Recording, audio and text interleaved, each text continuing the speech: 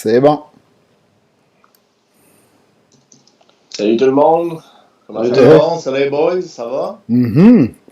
Vous autres, en forme? Très bien, très bien, très bien. Alors, c'est canicule.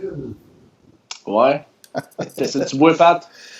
Moi, j'ai commencé une petite momo de ma brasserie à Montréal. Okay, moi, tu m'en avais parlé de celle-là. Ouais, c'est une bonne petite justement à IPA. bière à boire, puis je l'avais pas vue, celle-là.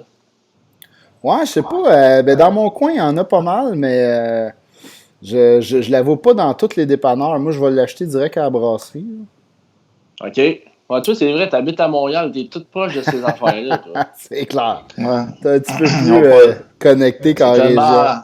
C'est tellement de demande qu'ils n'ont pas le droit de l'acheter plus que 2 à la fois, par exemple. Ouais, exactement.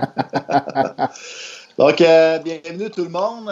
Podcast La Sauce du hockey du 20 juillet, une présentation de Until I'm Done.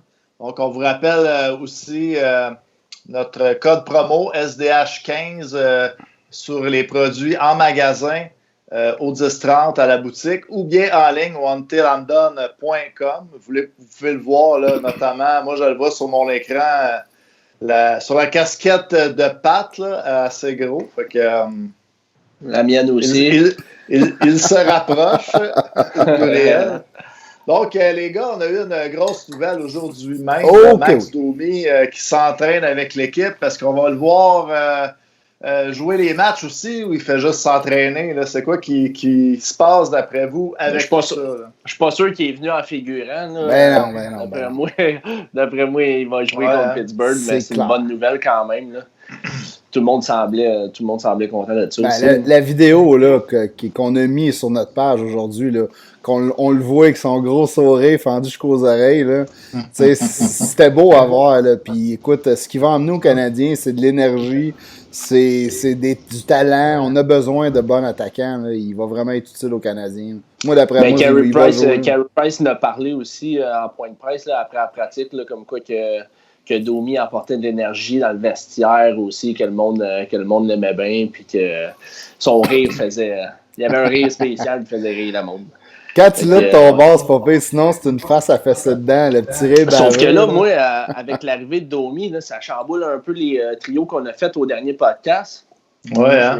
J'ai hâte d'entendre si vous allez le mettre, vous autres, Domi. Ben écoute, on va le laisser pratiquer, là. Là, ça fuck peut-être mes affaires aussi. Moi, j'ai fait un top 5 aujourd'hui des meilleurs pointeurs. Là. Puis j'ai fait ça en considération que Domi était pas là. Il était pas là. Fait que là, ça fuck mes affaires, mais c'est pas grave. Là, je veux dire, je le mettrais 6e. OK, c'est bon. Mais sinon, la première ligne... ça reste Tatar, Dano, Gallagher, si on ne touche pas à ça. Ouais. La deuxième ligne, par contre, c'était Suzuki au centre. Là, vu que Domi revient, est-ce que Domi reprend son poste au centre? Est-ce que vous le mettez à l'aile? C'est quoi? Moi, je laisserais Suzuki au centre. Je mettrais Dano d'un bord, puis notre chummy de l'autre bord. Drouin, tu veux dire? Excuse. Drouin d'un bord, ouais, exact. Notre meilleur joueur mise en jeu. Tu peux pas le mettre à l'aile, là. Ouais, regarde, sérieux. Au pire aller, ça switch là, juste pour une mise au jeu importante, puis t'es reviens. Moi, j'aime la vision de Suzuki au centre, puis c'est notre projet à long terme. Il est en train de se développer, il est sur la bonne voie. Pourquoi tu le mélangerais pour faire jouer une série à gauche ou à droite? Là? Je ne sais pas quel bord qu'il mettait quand il ne le mettait pas au centre. Là. Mais toi, tu mets Domi dans le fond à droite de Suzuki puis Drouin? Ouais. Ouais, fait que là, Armia, ça retrouverait sur la troisième ligne. Tu tasserais Byron ou Lekonen au centre de Kotkaniemi? Moi, Lekonen, je le mettrais sur la 4. Ouais. Ah oui? Dans le fond, tu tasserais là, la ligne des Finlandais, là, tu casserais ça, tu laisserais Byron avec Kotkaniemi. Puis... Byron, il amène tellement quand il est en forme et qu'il n'est pas blessé là, que tu n'as besoin sur ton troisième trio. Lekonen, c'est un bon gars défensif. Mais je trouve que Byron, il a plus de finition que Lekonen. Je pensais jamais dire ça il y a 2-3 ans. Moi, dans un ancien podcast, j'avais dit que Lekonen allait surprendre. J'allais surprendre dans le playoff. Si tu me le mets à 4, ben là, c'est vrai qu'on était tous pas d'accord avec toi aussi. Ouais. Pas bien fin de votre part, là. Ah, c'est pas bien de chance de scorer avec ce call-là si tu me le mets à 4. Ah, ben là, ça, c'est not my problem, là. On peut pas faire plaisir à tout le monde, hein. Ben non, en passant, le retour de voyons, j'ai bien de la misère. Le retour de Domi va pousser Weeze en dehors du line-up, j'espère. C'est clair, mais là, fait que la 4e ligne, dans le fond, pour vous autres, ça serait Lekonen au centre de Will et Evans. Yes. Non, pas au centre, à l'aile. Non, moi j'aimerais ça mettre Evans au centre, là, pour vrai, je le laisserais là. Ouais, fait que... Ouais. Fait que ça serait lui qui piloterait ma 4e ligne. Fait que oui, le Gretzky néerlandais, il s'en va dans les estrades. Mais il devrait s'en aller à la retraite. Moi, j'ai quelque chose, justement, à Dale Weiss, là, qui est de circonstance. Regardez ce que je vois aujourd'hui. La bière 99 de Wayne Gretzky, justement. Parlant de Wayne Gretzky néerlandais. Donc, je l'ouvre. T'as acheté ça où, en Ontario? J'ai au vin de Wayne Gretzky. J'ai ça de LCBO en Ontario. Star Crash, les mêmes qui font le vin de Wayne Gretzky, ça? Le vin blanc de Wayne Gretzky. Je sais pas, mais ça, c'est une bonne sessionelle. 4%, puis je n'ai acheté 3, fait que sont bonnes en plus. Ah. Ouais. That's it. Adele Weiss. Adele Weiss va aller manger des roteux, des Old Boys. Ça a une galerie de presse. Ah oui, tant mieux. Bien sûr. Puis on pourrait parler aussi quelque chose qui va peut-être changer les plans, c'est que Crosby, on ne sait pas s'il est blessé, parce que ça fait déjà 2 entraînements là, qui manquent. Là. Ouais, mais je pense qu'on a entendu à matin comme quoi c'était rien de sérieux. Ben non, c'est sûr que c'est pas sérieux. Ça n'avait pas rapport à la COVID, c'était vraiment comme un inconfort dans la pratique. Donc, je m'attends à le voir là. Je sais pas pour vous autres, là, mais moi, je pense pas que. Moi non plus. Diminuer, peut-être qu'il va pas manquer, mais il va peut-être moi, je pense être à 100%. Ils doivent juste prendre des précautions, ils donnent un break, de pas leur faire venir trop vite. Quoi, ce gars-là, c'est une machine. Là. C'est sûr que c'est entraîné comme un débile. Là. Si on regarde comparé aussi au baseball, là, je sais que c'est pas le même sport, mais il y a eu quand même eu beaucoup de blessés au baseball. Puis c'est peut-être quelque chose qu'on va voir au hockey aussi. Là, effectivement. À mesure que ça va progresser. Hein. Ouais, en plus, ça s'en vient vite. Là. On parle premier match préparatoire du Canadien mardi prochain contre les Leafs. En fait, il n'y en a rien qu'un. Ça va être mardi prochain, le 28. En plus, les Leafs qui ont sorti à matin, Sheldon Keefe qui a mis à l'entraînement Matthews, Tavares puis Marner, les 3 ensemble. Oh. Ah, ça fait chier pareil quand t'entends ça. Hein. Oui, j'aimerais ça vous entendre peut-être sur une comparaison avec le trio de Bergeron, Pasternak puis Marchand versus le trio Matthews, Tavares, Marner. Ben, c'est pas le même genre de trio. Un, c'est du talent brut, offensif. Mais si t'en as à choisir un pour un match crucial, lequel tu prends? Ah, l'expérience, celui à Boston. C'est sûr, Boston, ça fait plus longtemps qu'ils jouent ensemble. C'est clair. Je pense qu'ils sont pas le plus two-way. Surtout Bergeron puis Marchand sont plus complets en tant que joueurs que Toronto un peu. On parlait des turnovers à Montréal. Toronto aussi sont bons là-dedans. Oui, effectivement. Ah, je suis d'accord, moi aussi. C'est un choix facile. On pourrait peut-être demander, par contre, à ceux qui nous écoutent en ce moment, là, parce qu'on a parlé de Domi premièrement, là, peut-être aussi qu'il le verrait dans l'alignement vu qu'il est revenu. Si jamais vous avez des opinions là-dessus, ouais. Commentez-nous ça, on va interagir. Ouais, exactement. Mais sinon, avez-vous vu le COVID, parlant de COVID, là, crime 2 cas seulement. Il parlait de la phase 3, mais c'est peu, là. On parlait de 3 cas à Montréal il n'y a pas si longtemps, puis finalement, il y avait 2 faux positifs. Fait qu'il y aurait un des 2 cas à Montréal, puis l'autre gars, ce serait le défenseur des Oilers. C'est quoi déjà son nom, là? Il a avoué qu'il avait pogné le COVID, qu'il avait testé. Bon, j'y pense, puis ça me sort de la tête, là, j'oublie son nom. Mais, ça, quand tu dis ça, c'est en ce moment. Là, oui, c'est ça. On sait qu'Austin Matthews l'avait eu dans les phases avant. Les gars des Blues. Mais, les Blues, là, ça avait. Même le Lightning aussi, là, ça avait popé un peu. C'est vraiment dans la phase 3, là, dans le fond. C'est depuis le début des camps d'entraînement.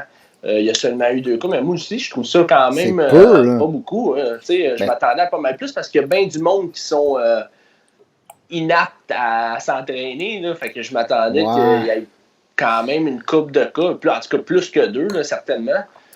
Mais tu sais, en tout cas, regarde, moi, je comprends pourquoi ils l'ont fait, mais je suis pas d'accord. Pourquoi pas d'accord? Moi, là, écoute, je suis un fan de football aussi, puis le football, là, avec il divulgue toutes les blessures de tous les gars. S'il y a un gars qui pratique pas, t'es obligé de le mettre sur ton rapport de semaine, que ce gars-là, il est doubtful, questionable ou probable. Ça veut dire probable, c'est que c'est une petite blessure, il va jouer, c'est quasiment sûr. Questionnable, il est comme moitié-moitié. Puis doubtful, écoute, les chances sont minces, là, il ne jouera pas. Mais parce que la NFL, il y a beaucoup de gageurs sur ce sport-là. Puis à un moment donné, ils ont décidé d'embarquer dans ce game-là. Puis de divulguer tout. Puis je comprends là, que le hockey, c'est une mentalité, on dirait qu'ils ont peur que s'il sait qu'il est blessé au genou, ils vont attaquer le genou. Hey, quand tu dis bas du corps, là, le gars du vidéo dans la semaine, là, les deux soirs avant, il va analyser que Crosby a mal au genou. Là, il va le savoir. Là, c'est pas grave si tu le dis, d'après moi. Là. Il n'y a pas de différence. S'ils veulent vraiment jouer chien, là, ils sont capables de trouver où sa blessure ou d'avoir une idée. Là. Puis moi, tout vraiment du monde? Là? Y a-tu vraiment du monde qui vont vraiment viser? Il faut être salaud en esti. Peut-être dans le temps, là, peut-être un petit peu c'est plus ça. dans le temps. Le hockey a changé. Je pense qu'il y a quand même du respect entre les joueurs. Puis là, de temps en temps, on va voir des coups salauds qui n'ont pas d'allure. Puis on fait comme, ben voyons donc, les gars se respectent pas. Mais à part Marchand généralement, qui lèche la face des autres, il n'y a plus grand-chose de salaud. Là. Mais je trouve ça un peu ridicule. T'as quand même un Matt Tkachuk ou des joueurs de même. C'est vrai, mais de là à viser la blessure volontairement de quelqu'un, c'est ça. Il me semble que je trouve ça quand même poussé, là, Mais tu sais, c'est ça. Moi, je trouve ça un peu ridicule là, qu'ils essayent de modifier un peu, de tout rien divulguer. Hey, le COVID, sérieux, qu'il y ait le COVID ou pas, là, c'est pas la fin du monde. Là. C'est comme un genre de loi d'Omerta. On dirait qu'il y a tout le temps une culture dans le hockey un peu qui est comme ça, en général. C'est une vieille mentalité. Ouais, c'est ça. Puis là, en plus, cette semaine, on a vu que Dano, Mété, Peeling, Primo... c'est qui l'autre? J'en oublie un. Là. En tout cas, ils sont 5. Là. Fleury, exactement. Fleury, ils sont 5 là, qui ont été mis à l'écart et qui s'entraînent à l'écart. Puis là, en plus, François Gagnon, le Zouf, il est allé coller tantôt sur Twitter comme quoi que c'était juste pour le conditionnement physique. Fait que là, le monde sont partis en feu là-dessus. Comment ça, Dano, il n'est pas en forme? C'est quoi son problème? Le pourri. Fait que là, Gagnon... ça se peut pas. Oui, c'est ça. Moi, je pensais qu'elle allait arriver, qu'elle allait être prête.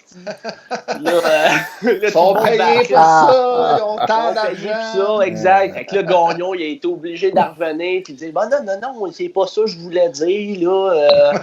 Ça laisse interprétation à puis à. Mais qu'est-ce qu'il a mangé, Gagnon, depuis 2-3 mois? Il était super politically correct, me semble, avant.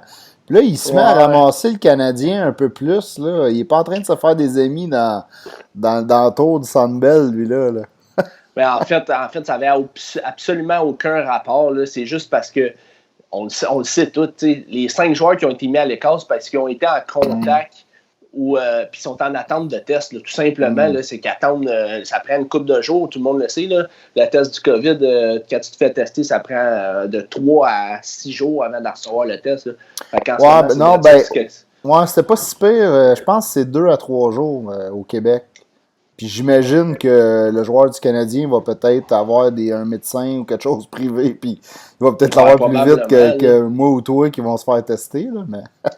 Probablement, mais juste pour dire que c'est pas rapport avec le conditionnement. Là, on le sait très bien, le Mété, Peeling, ces gars-là, si on aurait du monde à viser pour le côté conditionnement physique, là, je pense pas que c'est eux qui seraient dans le lot. Là. Non, c'est Affolez-vous pas, là. Puis, un problème, par contre, c'est Romanov là, qui a des problèmes de visa en ce moment, ne peut pas rejoindre l'équipe. Moi, ça commence à me taper un peu. Hein. Tout est compliqué dans son dossier depuis le début. Hein? Il va-tu signer? On sait tout qu'il va signer, mais il signe pas. La monnaie, il signe. Il était pas supposé de signer finalement. On va attendre un peu. Il va-tu jouer? Il jouera pas. Non, il peut pas jouer, mais il peut pratiquer. Il va-tu brûler une année? Il brûlera pas. Là, il est même pas capable d'avoir un visa. Voyons, qu'est-ce que c'est ça? Moi, je vais être content quand je vais le voir au Miles au distance. Moi aussi. En fond, il n'existe peut-être pas, Romanov. C'est un gros gag. C'est juste une photo qu'ils ont mis. Le gars, il n'existe même pas. Tu sais. Ben non, mais il va sûrement arriver, mais le problème, c'est que là, il n'arrivera pas cette semaine ou il va arriver en fin de semaine. Déjà, la semaine prochaine, c'est le premier match, le seul match hors concours. Puis après ça, ça s'en vient. Là. Ben oui, c'est ça le va 1er vite, août. Là. C'est la semaine prochaine, dans le fond. N'oublie pas là, que le mec, il revient, il atterrit au Québec. Lui, il a 7 jours de quarantaine là, chez eux. Là. Ouais. Fait que t'as déjà une semaine de scrap. Il est mieux de partir demain ou après-demain. Sinon, ça servira à rien. Là. Tu vas être en plein milieu des pratiques. On va être en plein en série contre Pittsburgh. Tout le trip d'y faire perdre une année de contrat pour qu'il puisse pratiquer puis se mélanger à l'équipe puis commencer à s'habituer au hockey en Amérique du Nord. On est tout en train de scraper puis on va avoir scrappé une année de contrat en plus. Voyons donc. C'est pas vraiment non plus le temps de faire pratiquer un joueur qui ne jouera pas avec l'équipe. Je veux dire, quand ça va commencer pour vrai, là, tu sais... On va qu'ils s'enlèvent c'est ça. Aussi. Ceux qui vont les gars vont pratiquer des drills, des affaires précises pour les matchs. Non, je suis d'accord avec toi. Ben ouais. C'est un peu triste. J'espère que ça se règle vite et qu'il va y avoir quasiment une semaine peut-être à main. Tu sais, le match contre Toronto, on s'en fout un peu. Là, c'est pas si important. Là. Oui, tu vas avoir tes repères de match. Là, tu vas faire jouer les gars qui risquent de jouer pareil, mais... Ben, au moins, c'est juste dans s'entraîner avec l'équipe. Là. Mais là, ils viennent de perdre quasiment une semaine et demie là, de gossage, puis peut-être même 2. Là. Fait que, tu sais, au moins, il va peut-être aller à l'hôtel dans la ville-bulle avec les gars. Puis, au moins, il va y avoir ça. Mais tu sais, en tout cas, je trouve qu'on est en train de perdre un peu l'année de contrat qu'on aurait eu avec lui. Là. Mais ça, Pat, là, sincèrement, là, je pense que c'est un cadeau qu'ils l'ont fait. C'était pas vraiment pour qu'ils viennent s'entraîner. Là. Ben, c'est sûr que c'est le fun qu'ils viennent s'entraîner, puis c'est bon, c'est une bonne expérience pour lui. Mais c'était un cadeau qu'il donnait. Là, il est signé. On n'a plus à penser à ça, on n'a plus à s'inquiéter. Est-ce qu'il va signer avec Moscou? On ne l'a pas vu encore. Si jamais il retournait à Laval, il pourrait retourner en Russie. Mais c'est vrai qu'il y a une c'est vrai qu'il y a une clause. C'est tous des détails ambigus avec Romanov. Écoute, moi, j'y crois pour vrai, là, que ça va bien marcher, mais c'est toujours compliqué. Là. J'ai hâte de le voir habillé avec un chandail du Canadien qui pratique, qui prenne des shots sur nos goalers. Let's go, là. C'est quand même, tu sais, qu'il soit signé comme LP, il dit, ça enlève les distractions aussi. Du fait que, tu sais, il va-tu venir, il va-tu pas venir. Il y a des défenseurs qui se disent moi, je vais-tu jouer, je vais-tu pas jouer. Tu sais, je veux dire, ça te déconcentre un peu ta game. Là, on le sait qu'il jouera pas, mais qu'il va être là l'année prochaine. Fait que, tu sais, je veux dire, ça met quand même, ça set un peu les affaires quand même. Tu sais, on l'a vu avec Kaprizov, là.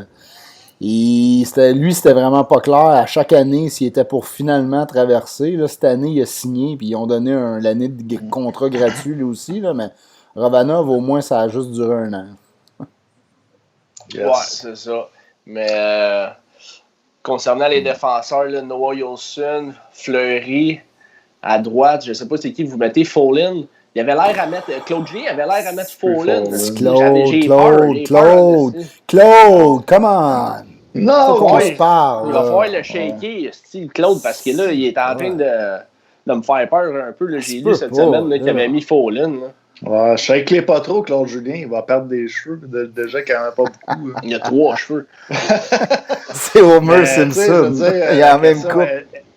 Êtes-vous à l'aise d'y aller, vous autres, avec la défensive qu'on a en ce moment? Là, non, mais on n'a pas le choix. C'est ça. Pas le choix. Mais tu sais, écoute, moi j'y vais all-in avec les jeunes. J'en ai parlé, je pense, la semaine passée ou la semaine d'avant. T'as pas le choix. Si t'es Claude Julien, puis si t'es Marc Bergevin, t'appelles petit Claude, là, tu dis écoute, t'as pas le choix, faut te donner de l'expérience à nos jeunes. Puis en plus de ça, qu'est-ce que Folin va te donner de plus qu'un Fleury ou qu'un Yolson? Qu'est-ce qui va te donner le plus? Moi, là, absolument rien. Si je vais au premier match, Folin habillé, là, il est mieux d'avoir des blessés parce que ça n'a pas de bon sens. Tu me mets Folin, tu me mets Lindgren comme backup, puis je ferme la TV. Ouais. Là, tu viens de pogner une corde sensible là, chez Seb. Ouais, c'est ça. On se disait avant le podcast aujourd'hui, à la vie, à la mort, Lindgren et Seb. Là, ben on a parlé de ça parce que vous avez vu la shot que Weber a donnée sur le casse à McNevin. Il a enseigné, le pauvre. Il enseignait de la face. Il était shaké. Hey, à chaque année, il y a une histoire de Cendrillon là, dans les séries, que ce soit les gardiens de but. Tu sais, Michael ça sera pas Layton avec les Flyers, des équipes là, qui ont des fois pas rapport là. Ben, tu sais, cette année, ça pourrait être peut-être Lindgren, si Price se blesse, on sait jamais. Arrêtez-moi ça va être Primo bien avant. Là, on fait du temps avec tes niaiseries. Un ou pas, tu sais, ma phrase. Mais moi, je vais être franc avec vous autres. Là, si je vois pas Primo, puis si je vois pas soit Yolson, soit Fleury, c'est une paire défensive. Sérieux, je comprends juste deux. pas. On se posait la question, qui t'habille? Hey, je le sais pas, moi, Yolson ou Fleury, deux bons jeunes. Ben non, ça serait tellement pas surprenant que Claude nous sac Folin. Calisse, pourquoi? À la limite, Will, je peux comprendre. Là, tu veux vraiment gagner la série. Ça, je peux comprendre. Là, il va te scorer 4-5 beaux buts là, par an. Will, non, mais Will, il y a de la vitesse. Will, il y a quand même quelque chose, une particularité, il est tout seul à avoir, tu sais. Tandis que Folin, nomme-moi ça. Folin, c'est quoi sa particularité? Il frappe. Folin, il frappe, mais c'est vrai, Fleury puis aussi. Hey, les deux frappent bien plus que Folin. Vous autres, pensez-vous qu'il y a des choix de Claude Julien qui peuvent être faits en considération que qu'est-ce qu'il voit à l'entraînement, qu'il ait des bons feelings envers certains joueurs puis d'autres joueurs que non? Ou, ça, sûrement, là. Mais... Oui, là, pour les premières paires défensives puis pour les premiers trios, les 3 premiers trios, j'ai aucun problème avec ses feelings. Là. Il peut sortir son feeling qu'il veut. Là. Mais sincèrement, pour la 4e ligne puis pour la dernière paire défensive pour le gardien ordinaire, mets des jeunes. Chris, c'est avec ces jeunes-là que tu vas bâtir ton club. En fait, le club gagnant que tu veux bâtir depuis des années, là, c'est avec ces jeunes-là. Fait que donne-leur donc de l'expérience de série. C'est avec ça que tu bâtis une équipe gagnante. Hey, on va se dire les vraies affaires. Là. Folin, il va-tu vraiment être là à long terme avec tous les jeunes défenseurs qui poussent? La réponse, c'est non. Si tu dis oui à ça, tu n'as jamais écouté une game de hockey de ta vie, là. Ou tu sais pas c'est qui Folin, puis tu te trompes avec un autre nom que tu as vu jouer, là. Parce que Folin, là, il est pas bon. Pas qu'il est pas bon, mais il est ordinaire dans tout, tu sais. Ouais. Il n'y a je pense que, pas d'intérêt. Je suis même pas sûr qu'il signerait un autre contrat l'année prochaine. Là. Fait que, non. Moi, si je vois ça, là, je vais être bien. On va enchaîner parce que là, vous allez me faire pomper si on continue à passer trop de temps sur Folin. Justement, je voulais dire, il y a les 9 ajouts de joueurs là, chez les Pingouins, dont Samuel Poulain et Joseph Alex Dorio. Est-ce que ça vous fait chaud ou froid là, d'avoir un joueur peut-être plus Poulain qui aurait peut-être une chance de voir de la glace plus? Là, mais... Moi, je penserais pas. Vas-y, LP. Mais toi, t'es pas excité. Moi, tu vois, c'est une des affaires que je suis le plus excité en ce moment. C'est de voir tous les jeunes. Celui qui va prendre sa place dans la Ligue nationale. Tu sais, là, on parle, mettons, de Poulain, Joseph à Pittsburgh. Mais on peut parler de Nick Robertson à Toronto. C'est des jeunes-là qui se sont fait inviter. Là, on parle aussi de Philip Probert Broberg à Edmonton. Le coach d'Edmonton C'est est sorti, qui connaissait un super de bon camp, que ça Robertson aussi, là, il est en train de voler le show là, à Toronto. Exactement. Moi, je suis excité de voir ça. Ces jeunes-là, lequel qui va prendre sa place? Parce que là ça va chambouler bien les affaires. Parce que si tu as un jeune comme Robertson ou un jeune comme Broberg qui connaît des bonnes séries, 2-3 rounds de séries, puis il est solide, là. Ça va être bon pour nos poules l'année prochaine, tu sais, ça va... Ben, je suis d'accord avec toi, ça c'est vraiment cool, mais tu sais, c'est des high profile qui ont déjà 1 an ou 2. Poulain, je suis excité pour lui parce que c'est un Québécois, tu sais, qui va pratiquer avec les Crosby, les Malkin, puis tout ça. Mais j'ai pas l'impression qu'il va se tailler une place, là. Ben non, l'alignement est quand même solide, là, à Pittsburgh, là. La marche est haute, quand même. Peut-être Joseph à la défense, mais sur une troisième ou une quatrième ligne, pour lui donner de l'expérience, là, moi, Poulain, c'est quelqu'un de... Samuel Poulain, c'est quelqu'un de assez physiquement avancé. Un gros bonhomme. Il a un bon gabarit, puis il donne pas sa place dans les coins, fait que moi, je pense que ça pourrait être un style de joueur qui pourrait faire sa place. Là. Ouais, mais le 3 encore là, je parlais des blessés tantôt, que ça se peut qu'il y ait justement des joueurs là, comme ça pourrait avoir peut-être sa place finalement. Tu sais, je sais pas s'il y a 5-6 gars les 2 premières semaines, là, tu sais, je veux dire, ça peut ton tour peut venir vite quand même. Là. Ah non, c'est sûr que ça peut ouvrir la porte, mais avec l'alignement complet de Pittsburgh, leur 3e, 4e ligne est déjà très solide. Je vois pas Poulain tasser quelqu'un, à moins que quelqu'un se blesse. Là. Mais effectivement. Ouais, moi, vous voyez, je prends pour acquis qu'il va y avoir des blessés. C'est peut-être ça la différence avec vous autres. Moi, je pense qu'il va y avoir des blessés, puis il va y avoir des gars qui sont incertains, puis qui n'ont peut-être pas réussi à se faire tester avant le match ou des affaires comme ça. Ah, écoute, sûrement raison. Qui va se blesser au Canadien? Follen? Follen blessé, Will blessé, puis Weeze. Ah ouais, donc. Un autre jeune, Peyton Krebs, là, qui est à Vegas, qui fait bien en ce moment. Ça pourrait être. Mais lui, il a un petit physique, un petit gabarit. Là. Il est frêle un peu. Du hockey de série, je suis pas sûr que ça serait, ça serait une bonne idée de l'envoyer directement là. Mais... C'est un bon jeune talentueux, mais dans une série, c'est peut-être pas en meilleure place pour commencer. Mais moi, j'ai hâte de voir parce que c'est sûr qu'il y en a un au moins qui va saisir sa chance. Moi, je pourrais justement être chez le Canadien, là, Belle-Île, là, que ce soit... Alex Belzile, ouais. Belzile, ouais, excuse, Belle-Île. Belzile, ça serait peut-être justement l'occasion là, que les voies s'ouvrent pour qu'un joueur comme ça ait enfin une chance, puis que finalement on dise « Ah, tu sais, il est capable d'enfiler une coupe de match d'affilée, il a sa place, peut-être. » Tu sais, Belzile... il est plus vieux que les autres, là, quand même. Ouais, c'est ça. C'est un gars qui est... Parce que là, il est arrivé comme dans le giron de la Ligue nationale un petit peu plus tard que les autres, là, mais sinon, moi, je pense que ce serait un joueur... il a pas mal d'expérience, c'est Ligue américaine puis tout.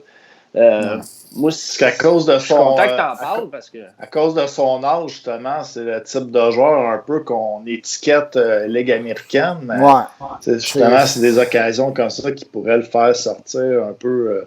physiquement, lui, il est prêt, puis il connaît son rôle. Hein, surtout avec les jeunes, là, ce que tu as peur, c'est que, justement, il fasse des erreurs, puis il essaie de trop en faire.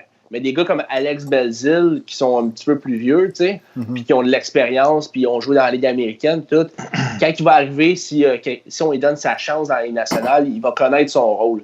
Il n'essayera pas de déjouer 6 gars, ou il ne fera pas des petites erreurs qu'un jeune va faire, mais son apport offensif va être limité, c'est sûr, mais moi, je pense que ça serait une valeur sûre pour...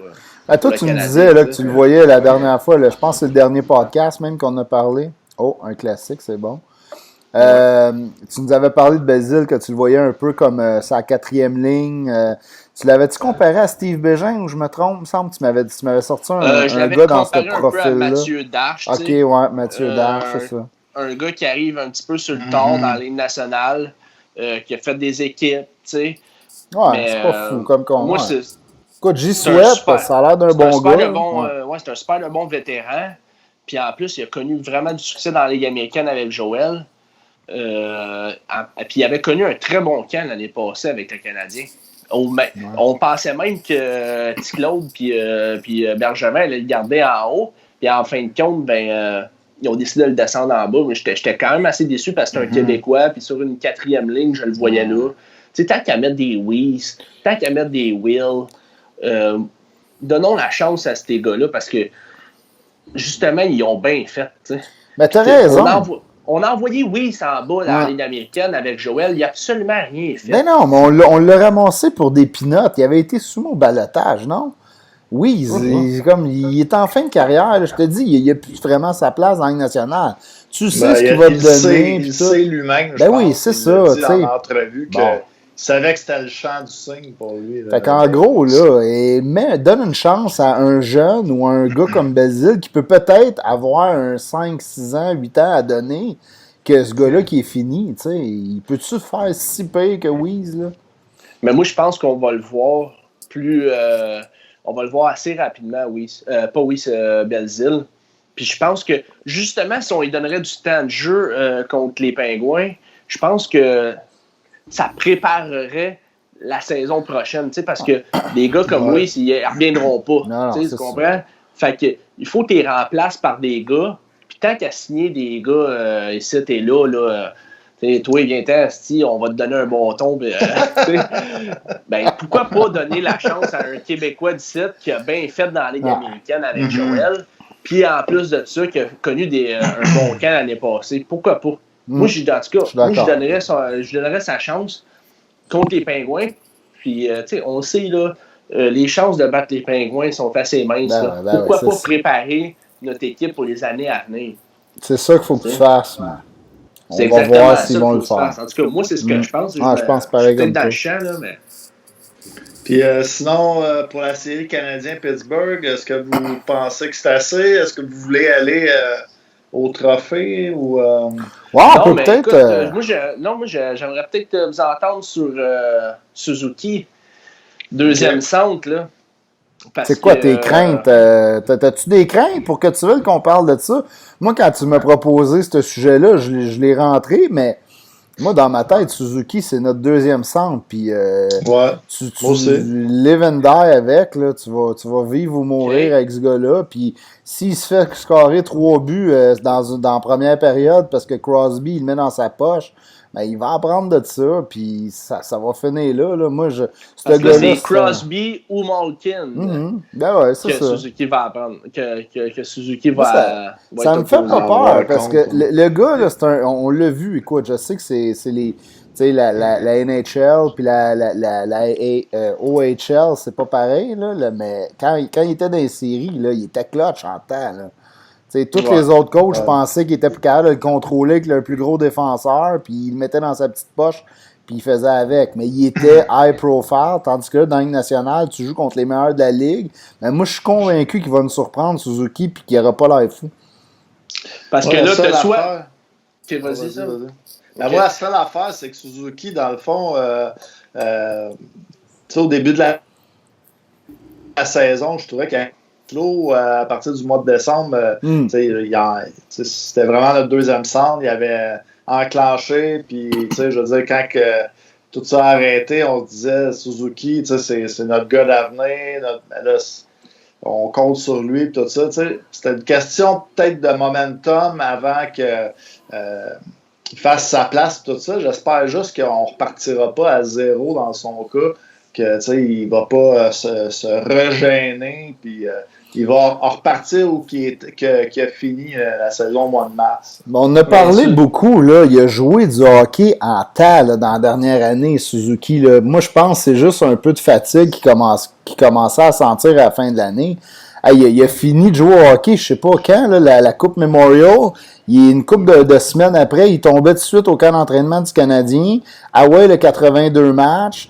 Puis là, à un moment donné, 82, ils sont pas rendus, là, mais à 70-75 matchs, à un moment donné, je pense que ça y rentrait un peu dedans. Moi, j'estime que c'est ça qui est arrivé. Puis j'espère qu'avec le petit break qu'il y a eu, ça va y redonner son énergie, puis qu'il va nous revenir fort contre Pittsburgh. Ben, j'espère aussi, moi, parce que c'est soit qu'il affronte Crosby, le meilleur centre au monde, ou bien Malkin, un très gros bonhomme, puis aussi un des meilleurs centres au monde. Mais on s'entend que les 2 premiers matchs vont être plus durs sur Suzuki parce qu'on n'a pas le home advantage. Fait que c'est Claude qui a le 2e changement. C'est pas lui qui a l'avantage. Fait que c'est clair que moi, si je suis... c'est Sullivan, le coach à Pittsburgh? Ouais. C'est clair que je mets Crosby contre ton Suzuki, là. Ou ta 3e ligne, encore mieux, là. Mais sinon, si c'est... Moi, d'après moi, là, à partir du match 3, Julien va toujours embarquer Dano contre Crosby. Puis probablement même... Ouais, ça va être sûrement Suzuki contre Malkin. Là, je sais pas si... Ou il va mettre sa ligne défensive, là, autre que Dano. Sa 4e ligne. Ouais, Will.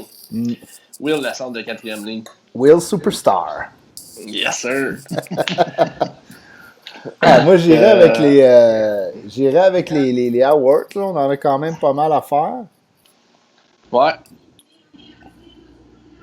Fait que vous voulez commencer ça avec quoi? Le Jack Adams, mettons? Ouais, on va donner... pour le monde qui écoute, là, on va donner nos choix pour les différents trophées là, qui a été... On a su les finalistes, les derniers finalistes aujourd'hui, mais au courant des il reste le Hard demain. Ouais, c'est ça, il reste le Hard demain. C'est le seul qu'on a pas.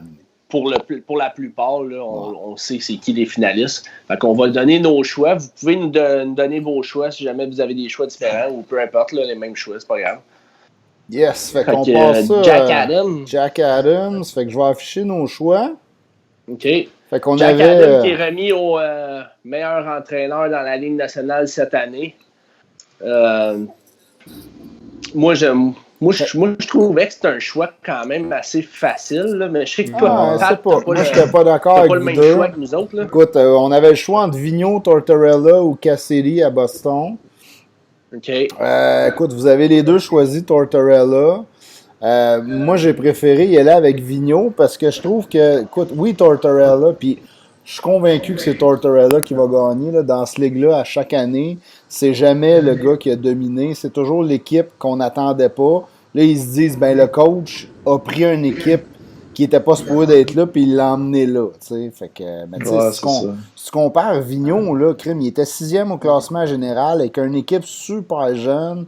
Oui, c'est bien entouré, mais c'est lui qui l'a fait, ça, pareil, là, tout son coaching staff, puis tout ça. Ouais, moi, je préfère prendre un gars qui a fini, crème les Flyers, là. C'est impressionnant, là. C'est comme 33 victoires, vous autres, votre Tortorella, versus Vigneault qui en a 41. Il a fini 6e overall. Vous autres, vous avez fini Tortorella avec les Blue Jackets.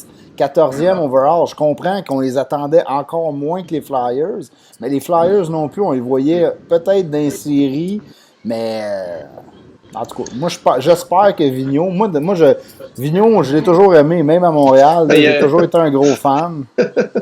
Mais le trophée, il se divise-tu en 3 pattes, trophée Jack Adams?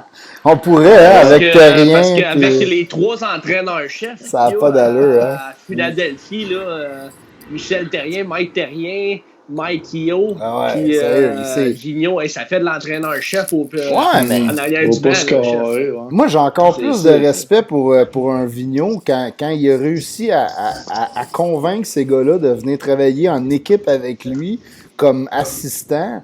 Tu sais, respect, là, c'est un bon gestionnaire, le gars, là, tu sais. Ce que je trouve drôle, c'est que Pat, il a dit comme les raisons pourquoi la NHL choisirait tel, pourquoi lui choisirait ça, pourquoi nous on choisirait ça, pourquoi le monde. Mais tu sais, je pense que tu l'as dit, moi, la raison pourquoi que je pense que c'est Tortorella qui va gagner, c'est parce que Columbus, ils ont vidé le club, puis avec qu'est-ce qu'il y avait, tu sais, c'est souvent un entraîneur qui gagne, c'est souvent justement celui qu'on n'attendait pas. Mm-hmm. Exact. Écoute, check, il y a Pat Lalonde aussi qui dit Torto all the way. C'est direct ce que je m'en allais dire. Dans le fond, Pat, il nomme les joueurs, là. Il a perdu Panarin, Duchesne, il a perdu Bobrovski.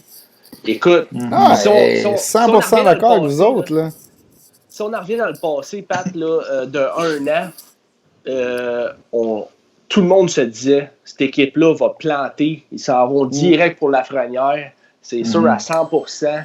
Écoute, quand ils se sont mis à jouer, puis qu'ils ont gagné, puis ils gagnaient des matchs, on était comme, OK, le gars, il fait du sale boulot pareil en arrière du banc, là. Ouais, Moi, je peux pas mettre un autre entraîneur que lui.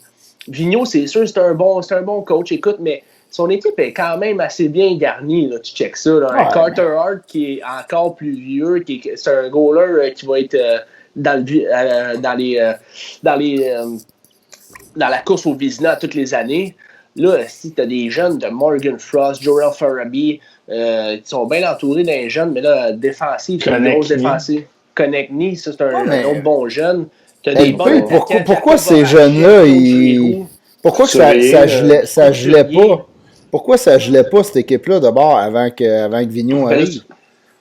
Je sais pas pourquoi ça gelait pas. Écoute, ça fait des années qu'on dit qu'ils ont du talent là-bas, qu'ils ont une grosse défense, ils ont trop de gars à défense. Le nombre de fois qu'on a entendu des rumeurs que lui devrait venir à Montréal, ils ont trop de bons jeunes défenseurs, puis finalement, ils faisaient jamais les séries. Maintenant, lui, il arrive là-bas, puis il a mis ça droit. Pour tout coller les morceaux, puis ça, j'y donne à Vigneault.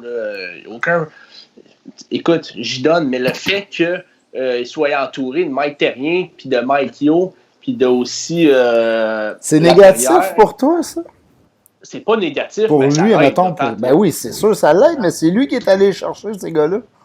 Ben oui, je sais, mais qui voudrait pas coacher dans la Ligue nationale? Je veux dire, les gars. Bon, un gars comme Michel Therrien aurait pu être patient, puis peut-être essayer de se trouver un job de coach. Mais... Il a dit qu'il trouvait ça quand même cool que Vigneault l'ait appelé. Puis. Moi, sincèrement... On n'est pas d'accord, mais on est d'accord. Je suis d'accord que c'est probablement Tortorella qui va gagner, mais moi, si j'avais à voter, mon vote irait à Vigneault. Puis on peut parler du troisième, le Bruce Cassidy à Boston. Écoute, il a fait du bon travail quand même. Mais c'est jamais le gars qui comme l'année passée, le Lightning a dominé. Puis, tu pouvais pas mettre Cooper. Là. Non, c'est ça. On peut peut-être passer au prochain. Sinon, on parle-tu du Calder? On va parler du Calder. Là, on était pas mal toutes... Les avis sont unanimes. Unanimes sur celle-là. Carl McCarr, trop fort pour la Ligue. Ah ouais. Ben écoute, c'était lui ou Hughes, pour vrai. Là. Ouais, c'est ça. Puis ils ont 3... Hughes, il y a 3 points de différence de plus. C'est-à-dire que McCarr, il a manqué bien des matchs aussi. Là, fait que c'est sûr que McCarr, s'il aurait joué tous les matchs que Hughes a joué, il serait en avant de lui. McCarr, 50 points, plus 12, 58 matchs de jouer. Hughes, 53 points, 3 points de plus, moins 10. Il est très, très offensif, on s'entend. 68 matchs. Il y a 11 matchs de plus de jouer pour faire 3 points de plus.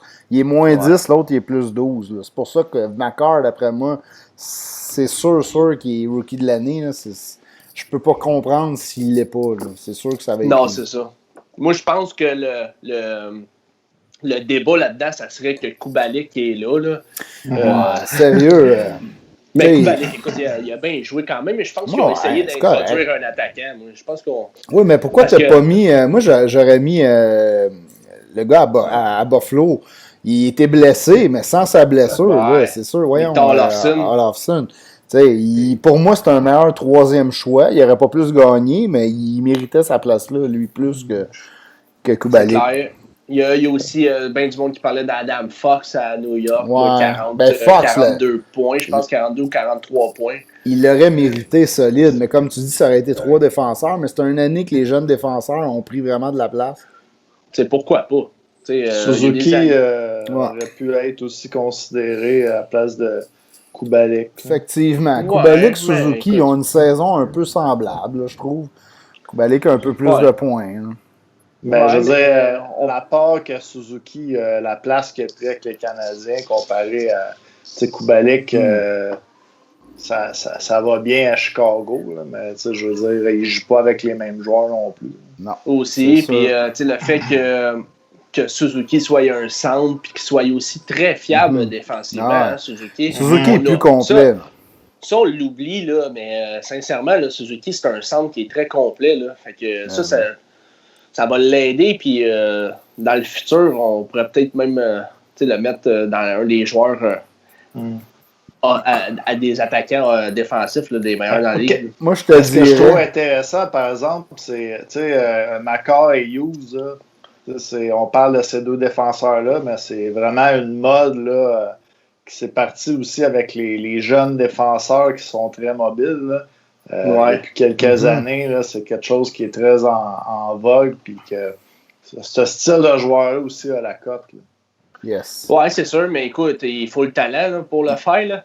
Mais tu sais, je pense que, si tu reviens à Suzuki, là, le monde est aux 31 directeurs généraux de la Ligue nationale. Là, si tu veux construire ton équipe, tu as le choix entre Kubalik ou Suzuki. La plupart vont prendre Suzuki. Là. Je te dirais que surtout le 30 fait sur 31, c'est pas 31 sur 31. C'est juste que l'autre a fait plus de points cette année puis ils l'ont mis là. Surtout qu'on parle de Kubalik, là, il est pas mal plus vieux aussi. Là. Il est arrivé sur le tard, un peu comme Victor Olofsson à Buffalo. C'est des gars qui sont pas mal plus vieux. Écoute, j'ai hâte de voir s'il va garder le rythme. Kubalik, là, semble. Je pense pas que ça soit un feu de paille, là, mais. Non, mais je pense. C'est pas une jeune superstar que là, dans 10 ans, on n'en parlera pas tant que ça de Kubalik. Là, il va probablement être un bon petit joueur de 2-3e ligne. Là. Ouais, exactement. Moi, même, je le vois. Là. Sinon, il y a le trophée Ted Lindsay, MVP par les joueurs. Yes. Léon Draisaitl, Nathan McKinnon, Artemi Panarin. Là, je suis encore moi qui est à contre-courant. Mais écoute, moi, Draisaitl, il y a eu une année de fou. Là. Sérieusement, là, 110 points en 71 matchs. Écoute, c'est dur. Pour moi, c'est dur à battre. Là. Mais je comprends votre choix de Panarin aussi encore. Là. Je sais que je vais à contre-courant puis que c'est probablement Panarin qui va gagner. Mais écoute, je trouve que. Parce que tout le monde dit Draisaitl, c'est comme le sideshow de notre chum McDieu, là. McDavid. Mais, tu sais, sérieusement, là, il a outproduce le dieu d'Edmonton. Moi, je trouve qu'il y a eu une année exemplaire. Là. Il a tiré l'équipe sur son dos, surtout quand McDavid s'est blessé. Là. Ouais, Panarin, c'est un bon choix. Là. Je te dirais que c'est probablement pour ça que McKinnon n'est pas aussi proche de Draisaitl au nombre des points, là, parce que McDavid s'est blessé une petite partie dans l'année. C'est vrai que Draisaitl a pris quand même l'équipe sur ses épaules, mais le fait qu'il joue avec McJesus, ça l'aide pas mal. Mais ils sont souvent séparés, puis le monde ne comprenne pas ça. Ils pensent que les deux jouent ensemble. Puis il fait juste ramasser les vidanges de l'autre. C'est vraiment pas ça. Draisaitl, c'est un solide joueur. Ben non, c'est sûr. Certain, c'est un solide joueur. Mais quand même, ça l'aide. Là, écoute, là, je pense que si tu mettrais Draisaitl à New York, pas sûr qu'il aurait 110 points. Tu penses là-dessus, Pat? Ah, ben non, sérieux, là, ouais. Écoute, il est pas tout nu, là, à New York, votre chum Panarin, là. Oh! Tu sais, Zibanejad, c'est pas un pied de céleri, là. Non, c'est sûr, mais Zibanejad, un autre gars qui a été blessé cette année, tu le sais parce que tu l'as dans ton pool, mais... solide first pick. Ouais, solide first pick. Mais écoute, tu dis qu'il n'a pas été avec McDavid souvent, mais il a été quand même assez souvent. Le coach, il fait ça de même. Il envoie Draisaitl à 2 pour équilibrer. Oups, ça marche pas. Bon, on ramène Draisaitl avec McDavid. En powerplay, ils jouent ensemble. Faut pas oublier ça non plus. C'est ça. Là. Je sais que. 5 contre 5. Je suis pas en train de dire qu'il n'a pas fait de points à cause de McDavid. Là, mais le monde pense. Un bout, là, c'était qui le centre de Panarin à New York? Voyons, si j'ai son nom sur le bout de la langue, là, justement, parce que. J'espère pas. Écoute, on a Frédéric Lantier qui est d'accord avec vous autres. Là. Il nous dit Ben que ouais, c'est Panarin, ça. nouvelle formation, il les a emmenés ailleurs, s'est rendu à la vedette là-bas, lui, il donnerait son pic. Ben oui, c'est clair. Ah, Puis Pat t'as Lalonde, raison, l'entier, parce que Pat Lalonde, Strong, il c'est dit que ça, c'est exactement. Strong. Ouais. C'est exactement ça. Chance que t'es On là, l'avait Pat. Il est solide, Pat. Ouais, c'est Mais ça. par exemple, il y a quand même un petit débat cette année parce qu'il y a quelques journalistes qui ont dit, tu sais, comme à chaque année, là, Ovechkin, il se tape 60 buts. On dit, maintenant, meilleur, c'est plus Crosby, c'est Ovechkin. Tu sais, quand que Washington gagne la coupe, ou tu sais, on dirait. Mais tu sais, cette année, on a quand même entendu des journalistes qui ont dit, maintenant, là, c'est peut-être pas McDavid le meilleur, c'est peut-être Draisaitl finalement, parce qu'il continue à produire. Non. Moi, j'en prends oui, puis j'en laisse. Je vais reprendre ton oui, mais non. Je vais juste te faire une petite fleur, Pat, parce que je trouvais que tu faisais pitié. Ben oui, là, j'étais à contre-courant de vous deux. Là, j'ai hâte que ça change, là, à un moment donné. On enchaîne dessus. Ouais. On a d'autres choix que moi, je suis du bord d'un de vous deux. Je vais être moins. Je vais avoir moins de spotlight sur moi. Que le Lady Bing, Nathan McKinnon, Matthews, ben Ryan O'Reilly. Ouais, je sais pas, moi. Oups, j'ai pas mis le Moi, bon, j'ai mis excusez. McKinnon. T'as mis le tableau, Pat? Oups, j'écoute. Je le mettrai pas pour celui-là, parce que je le trouve pas. OK. C'était pas préparé. Deuxième bière. J'avais dit ça en ordre que t'avais fait. Non, t'as raison, Lady Bing, mais allez-y, là, j'ai juste pas le tableau, là, c'est pas OK, si grave. moi j'ai mis McKinnon. Écoute, ça aurait pu être. Là, il y a du monde qui disent Matthews, là. C'est le gars qui a eu le moins de. On s'entend-tu le que c'est moins un pénalité? trophée plate, ça? Tout le Ben monde ouais. s'en fout du Lady Bing, pas vrai, là. En plus, il y a un nom de merde, là. Le Lady Bing. Personne ne veut gagner le Lady Bing, là. Hey, t'as-tu gagné le trophée? J'ai gagné le Lady Bing. Voyons, le monde s'en Puis calisse, moi, là. je retiens une séquence où c'est que Matthew, en fait, c'est contre Montréal, justement, la séquence. Jeff Petrie qui assomme solide Tyson Barrie à la ligne bleue. Écoute, un open ice, clairement. Matthews est sa glace. Il passe à côté de Petrie. Fait absolument rien. Écoute, le gars, ben oui, c'est ça. Il gagne le Lady Bing, mais il n'est pas capable de défendre ses. Il n'y a pas de pénalité, mais. Une petite tape sur la culotte. Puis, ouais, c'est ça. Écoute, attention, là. Hein? Je veux gagner le Lady Bing, là, fait que je veux pas de pénalité là, cette année. Là, fait que, c'est ça. Mais regarde, juste pour les gens, là, Lady Bing, on avait McKinnon, Matthews, O'Reilly. Ouais. Peut-être dire vos choix vu qu'on n'a pas le tableau. Là. Moi, j'avais dit O'Reilly. Moi, j'avais dit O'Reilly parce qu'il joue plus physique que les deux autres. Puis il reste toujours sa ligne. Sa ligne est quand même plus mince qu'un gars comme Matthews qui frappe pas vraiment, tu sais. Moi, j'étais allé plus avec ce gars-là parce que je trouvais qu'il amenait un niveau que les deux autres amenaient pas. Puis il produisait pareil, puis il était bon défensivement.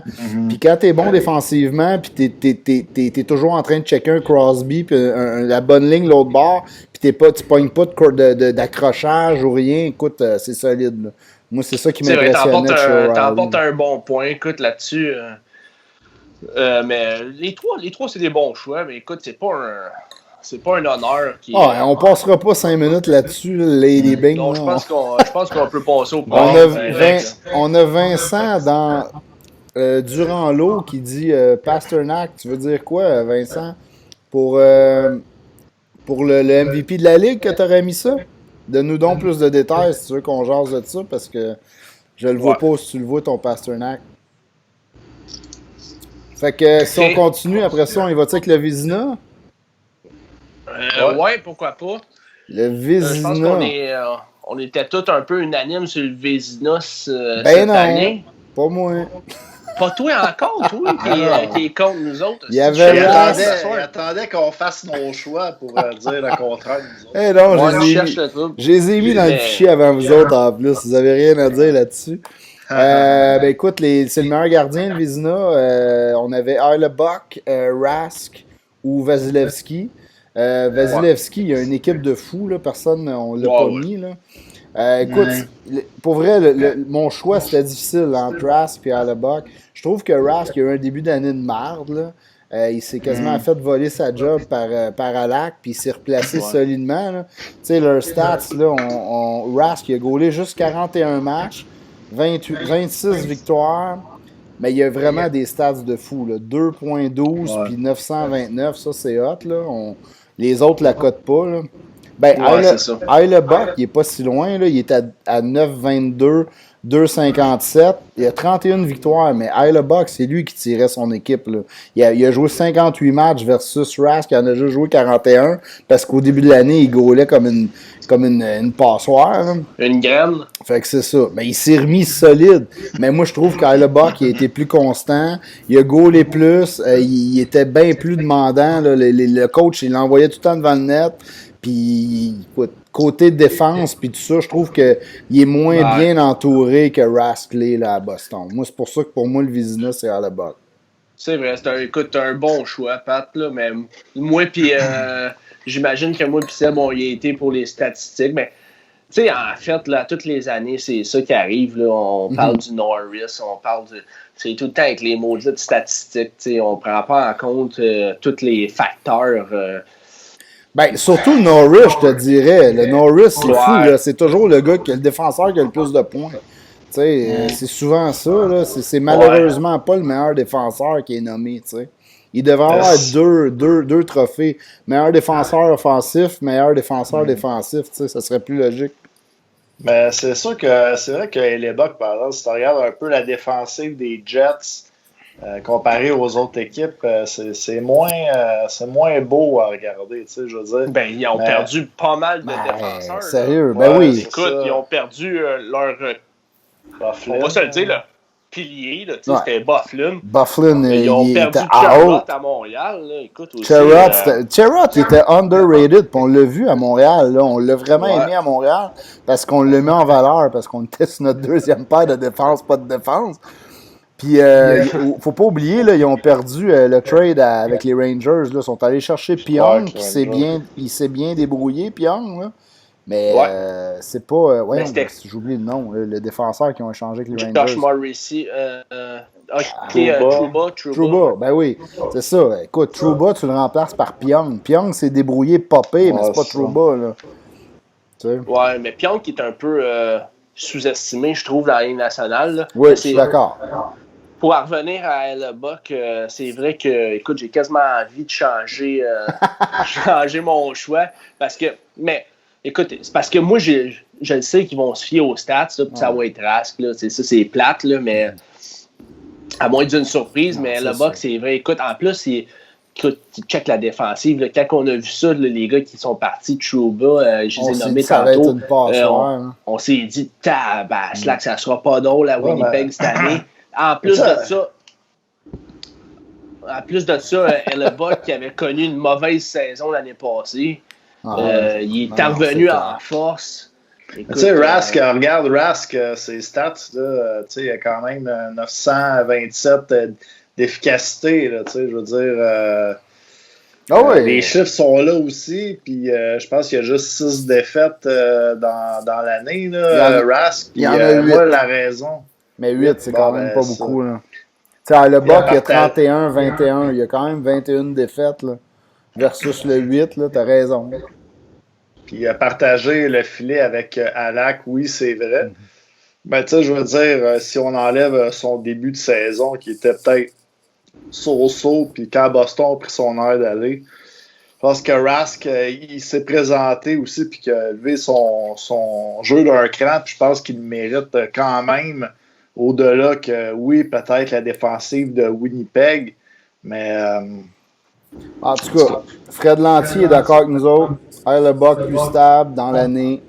Fait que, il est d'accord avec moi. Merci, Fred. Un partner. J'ai réussi à convaincre LP. Ouais, écoute, je changerai pas mon choix, mais tu t'es pas assez proche. Là, t'es en train de me dire que j'étais convaincant, c'est bon.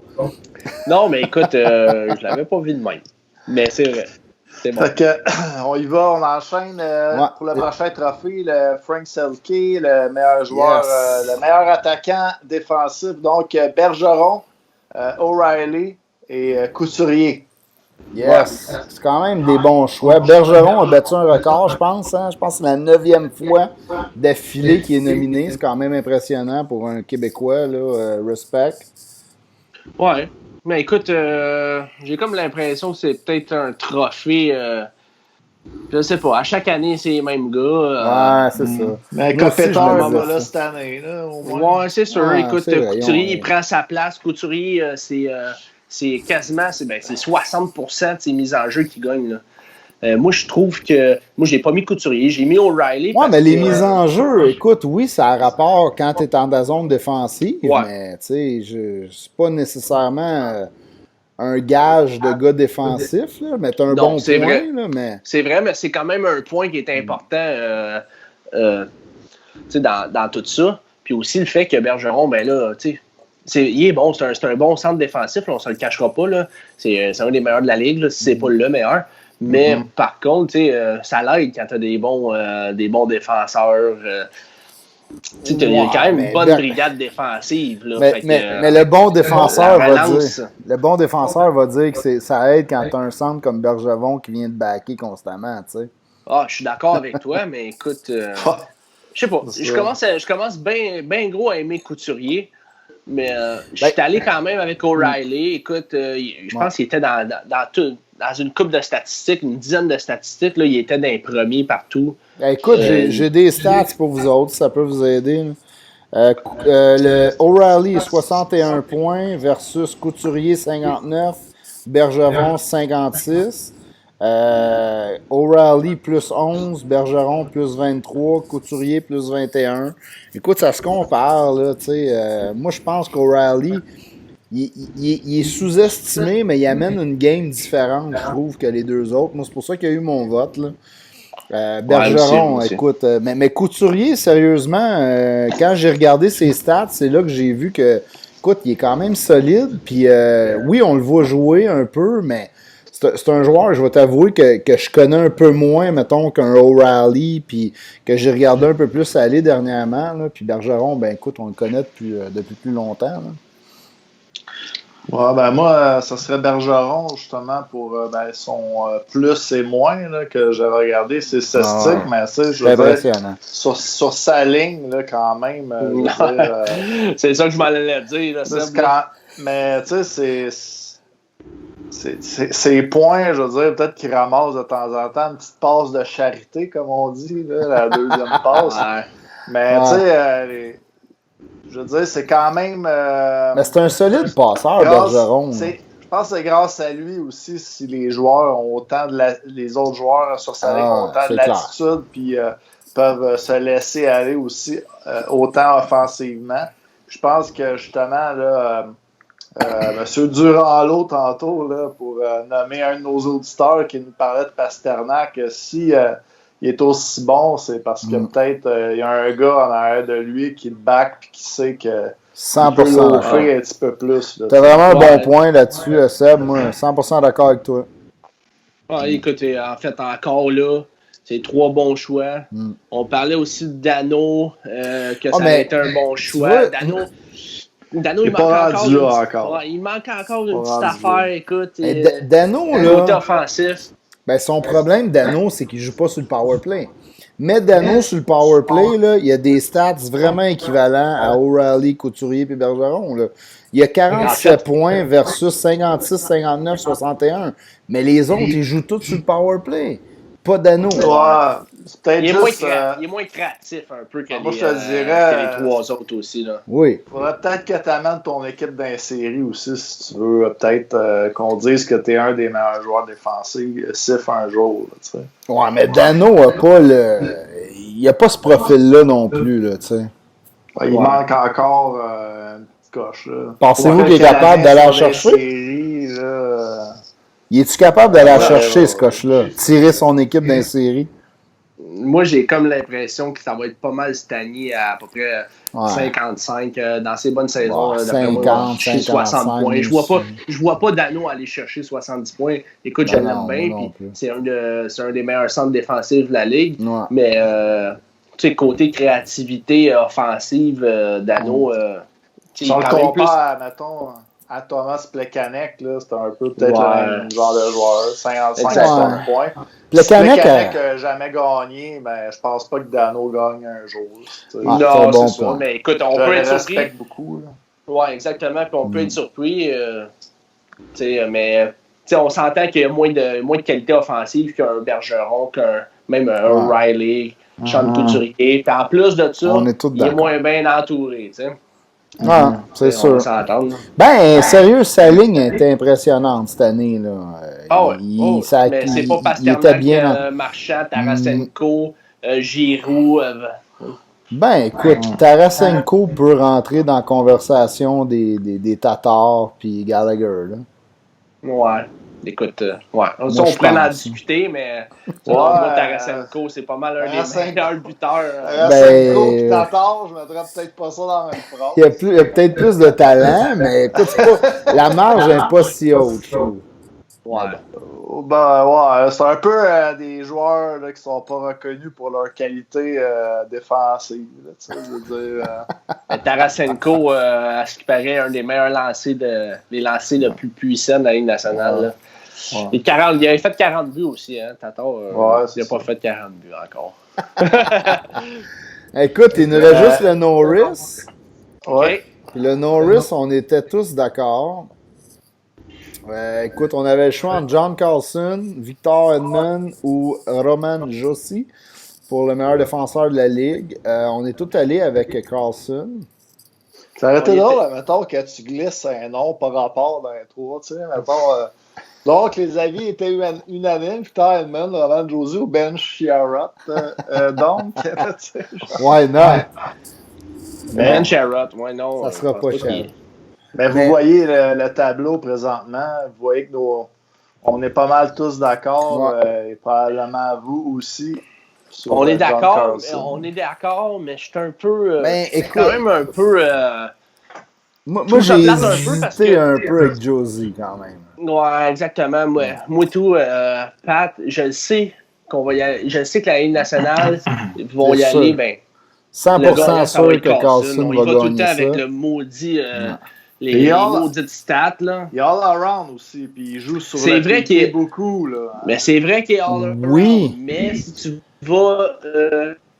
si tu vas à Washington sur le powerplay, écoute, on est loin de Nashville quand même. T'as des points bonus juste à toucher à la porte, là.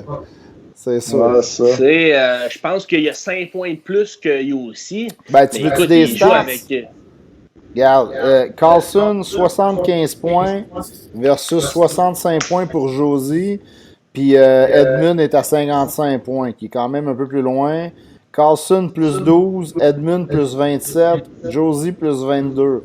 Moi, la stat qui me fait douter de donner mon choix à Josie, c'est son 25 minutes 47 de moyenne de temps de glace versus 24 puis 24 pour les deux autres. Il y a 1 minute, quasiment 2 minutes de plus de temps de glace par match. Là. C'est beaucoup là, pour un défenseur. Là. Il est vraiment il est plus important à son équipe que Carlson peut l'être, je pense. Là. Côté leadership aussi, il y a aussi, là, on le sait tous, c'est le général des Prédateurs. Il a tassé Weber de là. Fait que, pour que ton DG dise « OK, on tasse Monsieur Weber de là, puis on l'échange contre Piquet Subban », ça veut dire que Yossi était vraiment prêt à prendre sa place dans la chambre. Puis aussi, Yossi, écoute, il y a moins de talent quand même dans l'équipe des Prédateurs que dans celle des Capitals de Washington. Là, on va s'entendre là-dessus. Ben, surtout à l'avant. Puis surtout à l'avant. Puis c'est ça. Vraiment plus à l'avant qu'en défensive parce qu'on sait que Nashville a une bonne défensive. Là. Mais selon moi, quand même, pour ceux qui ont regardé des matchs là, des Prédateurs de Nashville, là, il aussi paraît sur la glace. Là. C'est vraiment le gars qui dicte l'offensive, surtout en avantage numérique. Puis, c'est une machine. C'est drôle quand même parce que John Carlson, d'une couple d'années, quand il y avait aussi Mike Green Ils ont essayé de faire un défenseur défensif avec John Carlson. C'est vrai. Vraiment pas ce rôle-là. Vraiment, je comprends pas. Là, Mike Green, Trobai, John Carlson, maintenant, il n'y avait pas de power play non plus. Il y a Frédéric Lantier qui dit que Carlson, ça fait plusieurs années qu'il aurait dû avoir son nom dans les nominations. C'est vrai, tu as totalement raison. Puis, écoute, il y a un des deux, là, écoute, pour moi, c'est des bons choix. Là, le troisième, Victor Edmond, tu l'as assez gagné. C'est assez. Ouais, mais écoute, moi, Edmond, je trouve qu'il est un peu overrated. Je l'aime. C'est un bon défenseur. Là. Je suis pas en train de dire que c'est un esti de picouille, là. Mais de là à dire qu'il est dans le top 3 à 3 années, il est dans le top 10. Je sais même pas s'il est dans mon top 5 à moi. Ah ouais? Ouais, je sais pas. Il est solide, mais il serait pas dans mon top 3. Là. Il est toujours constant. Honnêtement, là, moi, ces trois défenseurs-là, présentement, je trouve que c'est les trois meilleurs défenseur de la Ligue. Ouais, moi aussi. Je mettrais Josie premier, par exemple. Je pense qu'il est peut-être meilleur que Carlson pour l'impact aussi qu'il a. Je mettrais Edmond troisième. Là, mais je pense qu'en ce moment, c'est peut-être les trois meilleurs défenseurs de la Ligue. Ouais, écoute, ça se défend. On pourrait défendre ça à un moment donné, se faire un top 5 meilleur défenseur, meilleur allié gauche, meilleur centre.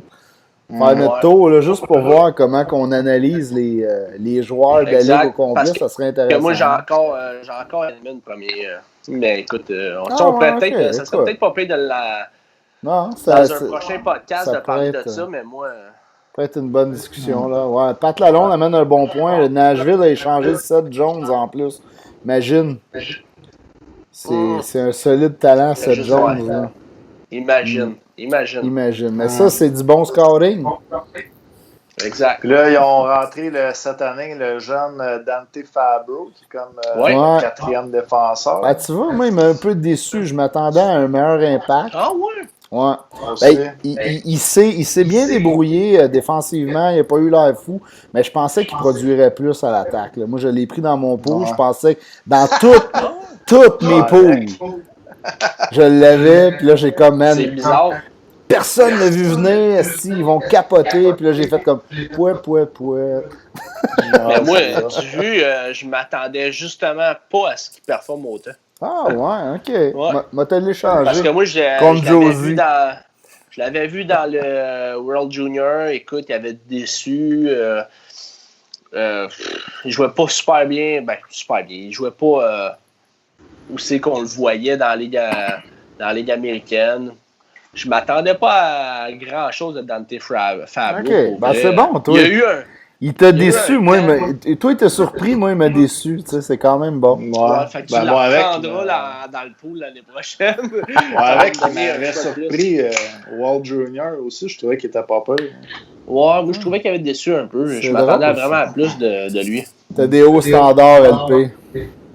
Ouais, mais il était un petit peu effacé. Je pense qu'il avait joué dans le même temps aussi que Carl McCarr. Puis Carl McCarr l'avait pas. Ben oui, mais là, c'est pas le même genre de défenseur. McCarr, tu vois, moi, il serait quasiment déjà dans mon top 5. Là. Ouais. On pourrait dire, LP savait, il savait. LP l'a vu venir. Je le savais. Écoute, je vais juste afficher le tableau d'un peu un recap de nos choix. Écoute, on va publier ça. Ça serait le fun que les gens commentent avec leur propre choix. Est-ce qu'il y a eu des oubliés aussi dans votre livre à vous autres, là, que des gars qui auraient dû être en nomination, qui n'ont pas été là ou Ouais. On aurait pu dire, tu sais, Malkin à Pittsburgh quand même. Pittsburgh était quand même dans les séries. La blessure à Gensel. Crosby a été blessé un petit bout quand même aussi. Je veux dire, il a quand même traîné l'équipe un peu. Ah ouais, tu trouves, toi? Moi, il était même pas proche d'une nomination. Non. Moi, Malkin, je trouve que depuis une couple d'années, il a eu une bonne année pour vrai là, cette année. Je suis pas en train d'y enlever. Là. Mais il est plus le gars dans le top 10 comme il a été toute sa carrière dans ma tête à moi. Là. Il a droppé un peu il s'en vient vieux. Je pense que c'est dans 34 ans dans pas long. Là. Quand même un gars qui n'a jamais été reconnu pour sa vitesse tant que ça non plus. Plus un gros bonhomme puis qui a des skills, là, mais. Ah non, c'est clair. Je sais pas, là, tu sais. On pourrait peut-être passer à ton top 5, Seb. Oh yes! Vite, avant que. Parlons canadien. Exactement. Donc, top 5. Prédiction des pointeurs du CH en série. Donc, avec la bonne nouvelle qu'on a eue, là, Max Domi, ça a fucké. Ça m'a fucké un petit peu mon top 5. Là, fait que je vais commencer quand même là, par la 5e position, Jeff Petrie. Je pense que ça ne changera pas bien. Je le laisse quand même là. Jeff Petrie, c'est quand même le défenseur qui ramasse, je pense, le plus de points, qui a le plus de glace, qui va être dans le plus de situations. Écoute, c'est un excellent choix. En Moi, 4e position. Wow. Attends. Slack un peu, là. Laisse-moi jaser. Ouais. Tu jases tout le temps. Ben, je le sais, mais là, il faut parler de tes choix. Laisse-moi t'insulter un peu, ça sera pas là-dessus. Parce que moi, je suis d'accord. Weber, quoi. Ben non, je trouve que Petrie, là, il est sous-estimé à Montréal. Le monde, personne, là, moi je vois des pubs du Canadien passer, il est jamais comme un des joueurs mis à l'avant-plan. Mais c'est moi je pense que c'est un des top 5 joueurs du Canadien. Là. Petrie, il est sous-estimé. Il fait son 40 points à chaque année, il est super bon défensivement.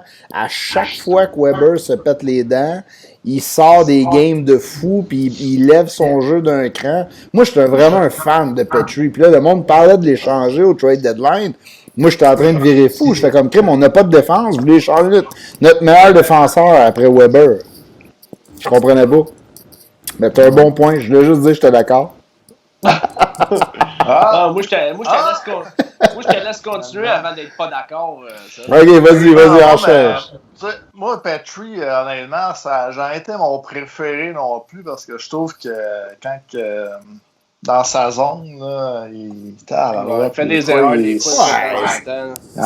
Ça rentre direct sur la palette de l'autre équipe. C'est pas, il est soft pour régler ça. C'est sûr que c'est pas un top Chariot. 5 pointeur. Fait que moi, je l'ai mis là quand même. Ok, c'est bon. Ton numéro 4. Thomas Tatar. Le Tuna. Le Tuna Tatar. Ouais, c'est un bon choix. Écoute, il a fini premier du Canadien d'un point cette année. Fait que c'est un bon choix quand même. En play-off, c'est sûr qu'il va ramasser son lot de points, c'est clair. Ouais, je suis d'accord. Rien à dire là-dessus non plus. C'est un peu les raisons là, que LP t'a dit. C'était le premier pointeur cette année. C'est des choix faciles. Là. Ouais, j'aime le tartare au thon. Puis, c'est à peu près ça. Surprends-nous un peu. Là. Choix numéro 3, j'ai mis Joël Armia. C'était genre mon quand je vais dire, vous allez, oh shit, il a mis Joël Armia. Voyons donc. Quel crime! Pourquoi il a fait ça? Sauf que là, finalement, Max Domi va peut-être avoir son spot sur la deuxième ligne. Mais, tu sais, dans le fond, moi, mon top 5, je l'ai fait un petit peu en fonction que ce serait plus la ligne de Drouin, Suzuki, puis Armia / Domi qui serait plus productive que Dano, Tatar et puis Gallagher qui aurait peut-être plus des missions défensives puis contenir Genzel Crosby. Ce qui est pas fou. Je pense. Ouais, fait que je pense que justement ça. L'autre ligne aurait peut-être un petit peu plus de lousse, si tu veux, puis qu'il aurait ramassé un petit peu plus de points. Je pensais, je vais dire tout de suite, Suzuki en position numéro 2 parce que je pensais qu'elle allait continuer un peu sur sa lancée là, en saison. Je veux dire, on peut dire que c'était pratiquement le meilleur joueur du Canadien. À partir du 1er janvier, là, mettons, là, en 2020. Fait que moi, je vois s'il est bon en 2020, il va être encore bon à partir du 1er août. Écoute, c'est un bon choix. Non, mais j'aime ton raisonnement parce que tu as raison. Écoute, on va y aller. Vas-y avec ton numéro 1. Jonathan Drouin. Ben oui. Et pour aussi ne pas dire le contraire de tout ce que je dis depuis qu'on fait des podcasts, que Drouin, d'après moi, ben, c'est le joueur qui a le plus de potentiel chez le Canadien de Montréal. C'est le gars qui a le plus de skills. Puis je pense qu'il a le potentiel d'être. On rêvait d'avoir une star, mais on en a une star. Là. On l'a, notre star. C'est clair. Écoute, j'espère c'est un bon choix quand même, mais j'ai quand même hâte de voir. Ben, à chaque fois que tu le nommes, à chaque fois qu'on en parle de Joe Drouin, moi, ce que j'ai hâte de voir, c'est vraiment de le voir produire en play-off. C'est sûr qu'il n'a pas eu vraiment sa chance parce qu'on les a pas faites, là, les crises de play-off. Mais. Il y a eu une année pas pire, son année à Tampa Bay dans les séries. Ouais, c'est vrai. Il se débrouillait pas pire. Là. Il a pas choqué. Là. Exact. Mais j'ai hâte de le voir. Écoute, c'est un bon choix quand même. Mais là, c'est sûr, ça change un peu la donne. Tu n'avais pas Domi à matin quand tu as fait ton top 5. Mais c'est sûr que nous autres, on en a parlé, moi puis Pat, puis on voit vraiment Domi haut en playoff. Là. On pense qu'il va upgrader son jeu en playoff. Fait que d'après moi, ça ferait il ferait ton top 5, là, selon moi. Puis aussi, un gros oublié de ton top 5, Brendan Gallagher. Ben oui, Gallagher dans les séries, il est clutch. Là. Bon, ouais. Faut faire des choix, puis ça, je l'ai expliqué un petit peu. Je pense que c'est plus la ligne à Drouin, Suzuki et Armia / Domi qui va produire, parce que on va donner peut-être plus les missions défensive à l'autre ligne. Là. Non, mais c'est pas il fallait faire des choix, puis tu as décidé de choisir Armia au lieu de Gallagher. Oui, mais je pense que moi, Armia, je suis d'accord avec toi. Armia, c'est un gros bonhomme. Dans série, c'est souvent ces gars-là qui vont prendre leur place. Moi, puis on l'a vu là, quand on a reçu Karel Saint-Laurent. Hein, qui nous disait que c'était la meilleure shot du Canadien. Le gars, il a du talent pour sa shape. Je pense qu'il va juste continuer à grandir, moi, avec le Canadien Armia. Là, on a vu on a vu un bon Armia depuis 1 an et demi, 2 ans, mais je pense que son plafond, il l'a pas atteint. Moi, tu le vois, ce gars-là, qui a des skills aussi. Là. Je sais pas s'il m'écoute, là, mes 2 chums à la job, là, mais on en a assez parlé. Donc, je vais vous citer Max Lavoie, Michel Scott, mais je veux dire... Armia, vous me dites, qu'est-ce qu'il fait là? Ça, top 6, Armia. Regardez, les gars, il y a des skills. Il était pas d'accord de le faire jouer ses 2 premières lignes, quoi? Non, et les autres, ils ne le voyaient pas comme un gars de talent. Puis qu'il avait comme pas rien fait avec Winnipeg, je pense. Mais Joël Armia, rien prouvé. Joël Armia, c'était une idole de bien des jeunes Finlandais, les ISPI, Kotkaniemi et compagnie. Ça, là. C'était un gars que le monde le voyait là, vraiment, parce que comme tu l'as dit, il avait vraiment beaucoup de skills. Mais il y a encore beaucoup de skills. Là. Armia, moi je pense que peut-être sa vitesse a fait que... Parce que c'est un choix de première ronde, hein, Joël Armia. Ouais. Le monde le voyait vraiment haut. C'est un choix de première ronde de Buffalo, comme tu as dit. Là. Mm-hmm. Puis le monde le voyait bien haut. Puis parce que des skills, c'est un gros bonhomme. Il gagne tout le temps ses batailles, il protège bien la rondelle, il a un lancer foudroyant, comme Karel Saint-Laurent avait dit. Le problème, moi, je pense, c'est peut-être la vitesse, puis la vitesse d'exécution, peut-être. Je sais pas, tu sais, c'est la constance, peut-être.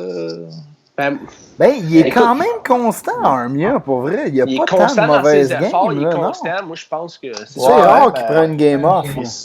Souvent, il y a des, on dirait qu'il se donne vraiment tout le temps, mais c'est plus dans le style qu'il va se taper une game de 2 buts, une passe, puis après, il n'y aura pas de points pendant 4 games. OK, la constance d'un point, peut-être, mais c'est pas comme un Costitine qui prenait des game off. Là. Lui, il est tout le temps on.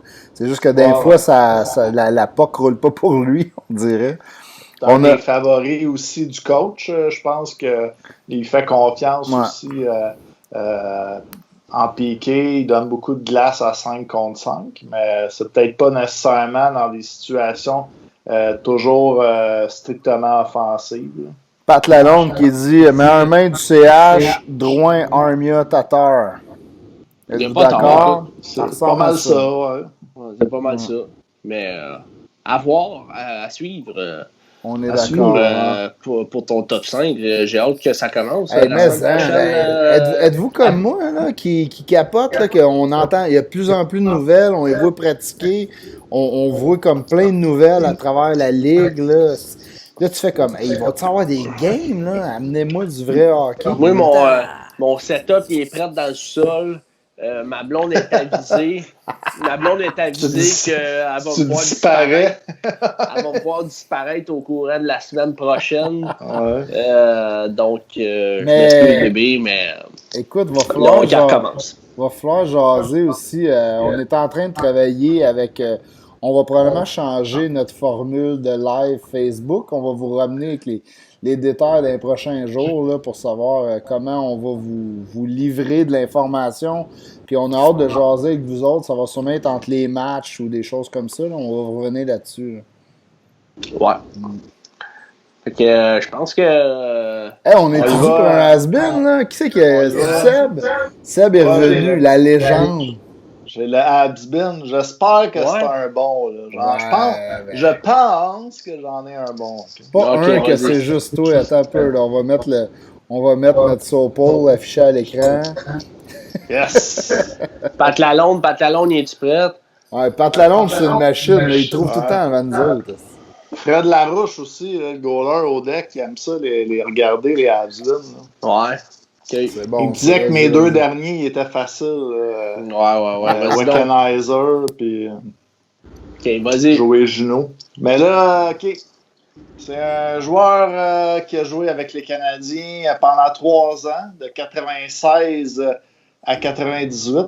95 à 98. C'est un Québécois qui était plus un joueur de 4e ligne, bon dans les mises en jeu, puis a été échangé aux Canadiens du Lightning contre Denis Savard. Hein? On a échangé Savard au Lightning? Ouais. Je me rappelle pas de ça. Contre ce joueur. Bon, quand j'étais jeune dans le temps, là.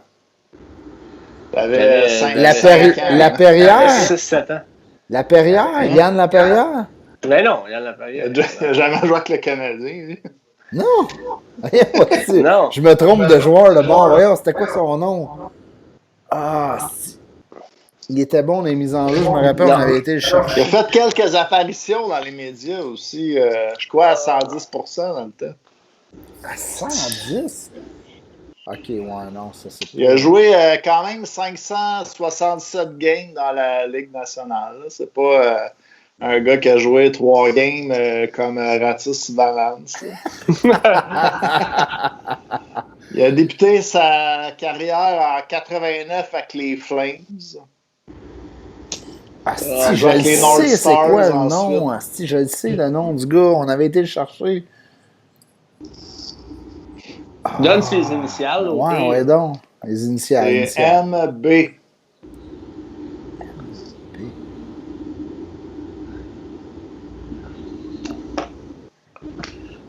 Écoute, je ne sais pas. Je suis pas bon. Je suis pas bon dans ce jeu-là qu'on lit. Spécialiste des mises en jeu. On a l'air de deux estimes de morons, là. Ouais, ben là, Pat Lalonde, il nous a Hey, Pat, aide-nous, là, come on. Là, ok, vas-y, mon je t'avais d'aller sur Facebook. Vous donnez votre langue au chat? Ouais, esti. Ouais, tu nous C'était le seul et l'unique Marc Bureau. Oh, mon Dieu. Hey, non, c'était pas lui que j'avais en tête, là. Non, mais non. Comment il s'appelait, moi? On avait été chercher ce gars-là. Pas Yannick Perrault, tu veux dire? Oui, c'est Yannick Perrault. Mais c'était pas dans ces années-là, ça. Yann. Dans les années 90, fin 2000. Yannick Perrault aussi, je pense. Ouais. Mais Yannick, que c'est dans ces années-là. C'était plus le début 2000. En tout cas, Yannick Perrault, c'est vrai, il était solide dans les mises en jeu. Mais non, moi, j'étais peut-être un petit peu trop jeune pour ça, Marc. Seb, on a échangé Denis Savard après qu'il ait été un joueur-entraîneur.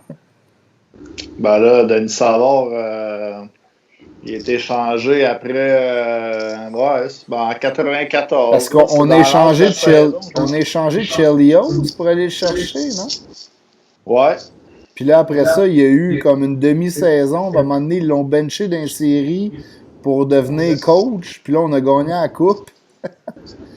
Mais semble que c'était ça, non? Mais je savais pas qu'on l'avait échangé. Je pensais qu'il avait pris sa retraite, moi, après. Non, joué avec les Lightning un peu.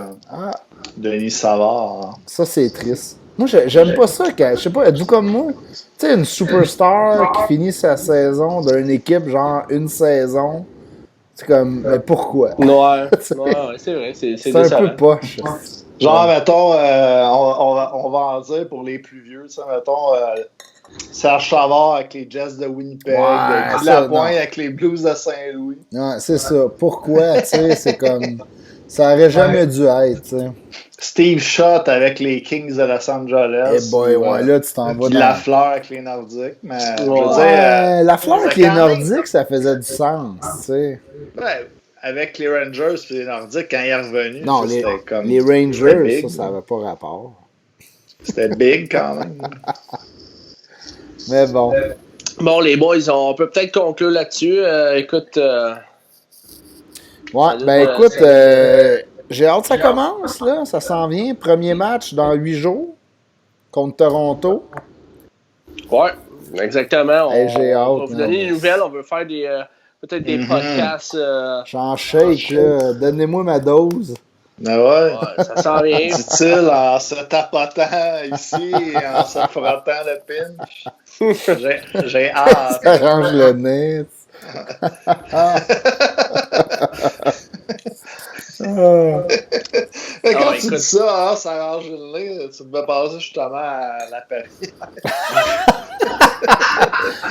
T'as des potins que j'ai pas, moi, ou... Non, ouais, il était réputé pour ça. Il y a le nez magané, la période.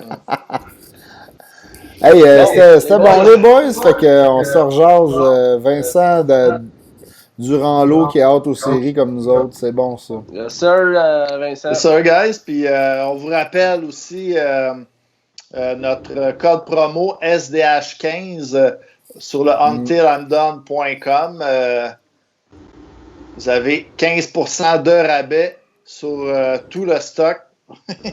J'ai eu la même casquette que toi cette semaine, Pat. Nice. C'est pas un confort pour vrai. Moi, j'ai toujours ça sur la tête. C'était ma fête il y a 5 jours. Je pensais que vous alliez m'attendre avec un Joe Louis et une chandelle. J'étais un peu déçu, mais c'est pas grave. Bonne fête, Seb. Je te lève mon J'ai eu une casquette. Ben c'est bon, ça. Puis on va vous revenir aussi là, avec des invités. La semaine dernière, j'étais pas là. Cette semaine, on était un peu short, puis on va dire qu'on a eu une grosse cancellation. On était supposé d'avoir gros invités. Mais ça va être une partie remise parce qu'il s'en va en vacances pour 2 semaines, puis on va peut-être l'avoir soit le 3 août ou le 10 août. Mais d'ici là, on va revenir avec des invités. Tu parlais, Pat, du format aussi pour les séries, mais on va revenir aussi un lundi avec des invités. Ça serait le fun, justement. On voudrait avoir là, des joueurs justement qui vont participer aux prochaines séries. Question de savoir, là, ce serait le fun de savoir comment que ça se passe.